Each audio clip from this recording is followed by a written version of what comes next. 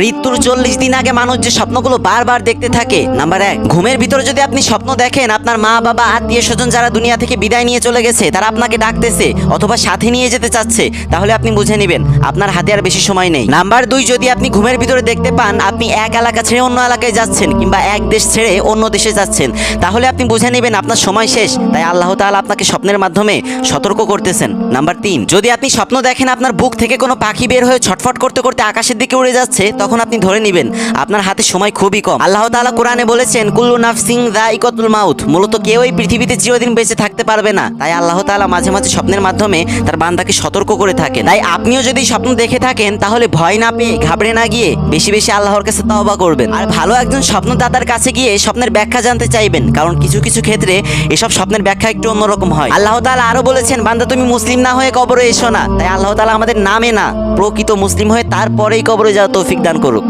আমিন।